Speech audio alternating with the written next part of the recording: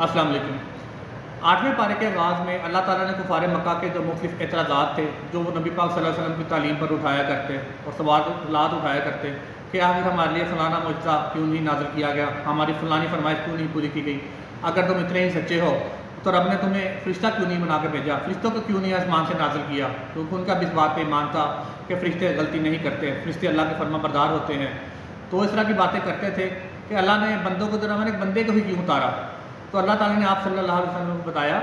کہ ان کے اعتراضات بالکل بے مقصد ہیں، وہ صرف آپ کو زج کرنا چاہتے ہیں، آپ کو تنگ کرنا چاہتے ہیں۔ ان کے اعتراضات کا مقصد دلیل برائے دلیل ہے، دلیل برائے تنقید ہے۔ اگر ہم ان کے لیے فرشتے بھی آسمان سے اتارتے کہ جو کہ بازاروں گلیوں میں ان کے ساتھ پھرتے اور ان کو اپنی آنکھوں سے دیکھتے تو پھر بھی وہ آپ صلی اللہ علیہ وسلم اور اللہ تعالیٰ کی وحدانیت پر ایمان نہیں لاتے۔ لہذا آپ ہمارا پیغام پہنچا دیں، آپ صرف خوشخبری دینے والے اور ڈرانے والے ہیں اور ہدایت صرف اللہ تعالیٰ کے ہی ذمے ہے۔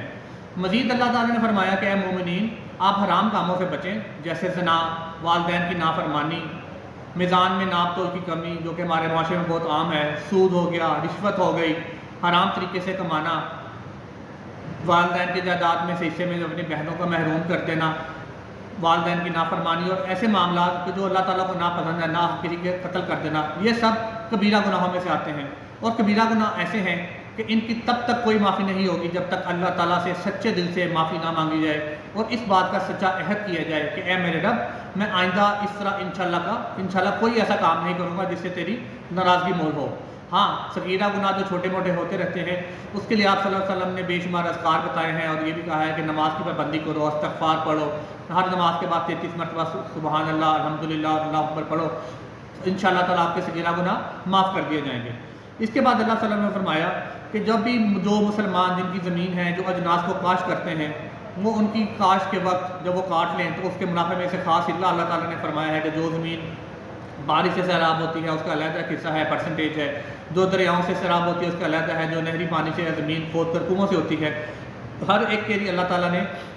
منافع میں سے علیحدہ پرسنٹیج بتائی گئی ہے۔ مشرکین کے عذر کے بارے میں بتایا گیا کہ ان کے بارے میں جب بھی کوئی آیت آتی تھی وہ اعتراض کرتے تھے، نبی پاک غمگین ہو جاتے، جیسے کہ پہلی آیات میں بھی آیا ہے۔ تو آپ صلی اللہ علیہ وسلم کو ایک بار پھر تلقین کی گئی ہے کہ آپ صلی اللہ علیہ وسلم ان کو بس بتا دیں،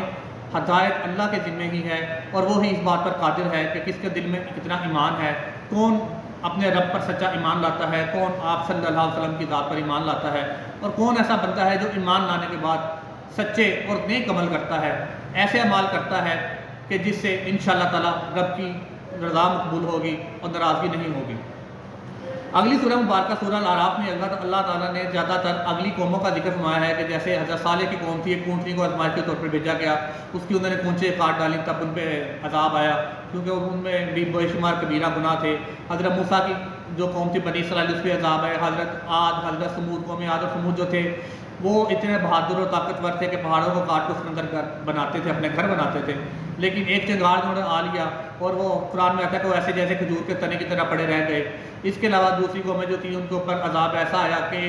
ایک بادل کی کڑک ایسی آئی، ایسا طوفان آیا کہ بادل کڑک کی آواز سے ہی وہ سارے چلے گئے۔ پھر ایک قوم جو تھی جو پہاڑوں میں گھر بنا کے رہتی تھی، ان پہ آندھی بہت زوردار چلی اور وہ سارے کے سارے اس میں تباہ و برباد ہو کر رہ گئے۔ اس کے علاوہ ٹڈیوں کا عذاب، خون کا عذاب، قحط کا عذاب ایسی قوموں پہ مسلسل نازل ہوتا رہا کہ جو کہ رب کی واضح نافرمانی اور شرک میں مبتلا تھی۔ حضرت لوط علیہ السلام کی قوم جو کہ ہم جنس پرستی میں رہا کرتی تھی اور عورتوں کو چھوڑ کر وہ مردوں کے ساتھ غلط کام کیا کرتے تھے، ان پہ پتھر کا عذاب ہوا اور آسمان پہاڑوں کے فرشتے نے زمین کا وہ حصہ الٹا کے دوبارہ اللہ کے حکم سے دے مارا اور اس کے بعد پتھروں کے 3 دن تک بارش ہوتی رہی۔ حضرت نوح علیہ السلام پہ قوم پہ پانی کا عذاب آیا اور پتہ نہیں کتنے دن بارش ہوتی رہی، تندور ابلتے رہے، دریا ابلتے رہے، پہاڑوں سے پانی نکلتا رہا اور وہ سارے نیست و نابود ہو گئے، حتیٰ کہ آپ علیہ السلام کا اپنا سگا بیٹا جس نے آپ کی بات نہیں مانی وہ بھی نیست و نابود ہو کر رہ گیا۔ تو جب اس سے اللہ تعالیٰ کے انصاف کی بات واضح ہو جاتی ہے کہ اگر اللہ تعالیٰ کے نبیوں میں کہ اگر جو آل اولاد ہے اگر وہ ان پر ایمان نہیں لاتی اور وہ عذاب کا شکار ہوتی ہے تو ہم تو ایک عام لوگ ہیں، ہماری نجات صرف اسی میں ہے کہ اللہ تعالیٰ کے بتائے ہوئے احکامات پر عمل کریں، نبی پاک صلی اللہ علیہ وسلم کی بتائی ہوئی تعلیمات پر عمل کریں، ان کی سنت کے مطابق زندگی گزاریں، شرک سے پرہیز کریں، حرام کمائی سے، حرام معاملات سے پرہیز کریں، کبیرہ گناہوں سے اجتناب کریں، تو کوئی شک نہیں کہ اللہ ہم سے راضی ہوگا اور ہم اللہ کے ان بندوں میں شامل ہو جائیں گے کہ جن کو قیامت کے دن اللہ تعالیٰ اپنی رحمت کے سائے تل رکھے گا۔ رمضان المبارک کے آج 8واں روزہ ہے، بہت جلد یہ باقی کچھ دن بھی گزر جائیں گے۔ کوشش کیجئے، دعا کیجئے کہ اللہ تعالیٰ ہمیں رمضان کی تمام برکات سمیٹنے کی توفیق عطا فرمائے۔ آمین یا رب العالمین۔ السلام علیکم۔